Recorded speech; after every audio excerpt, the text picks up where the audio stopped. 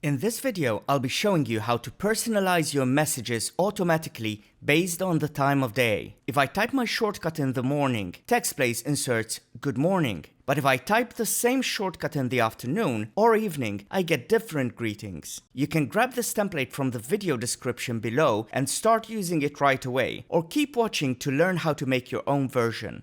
In my dashboard, I'm creating a new snippet. Let's give it a label and a shortcut. In the content area, let's type the first part of our greeting, which is always the same. In the command sidebar, I'm going to search for the if-else command and click on it. In the top field, I'm going to specify a condition. The current time in hours is less than 12. Next, I need to tell TextBlaze what should happen when the answer to that condition is yes. So in our case, I'll write morning. And if the answer is no, I want afternoon. Click the insert button and the command is good to go. Let's watch it in action.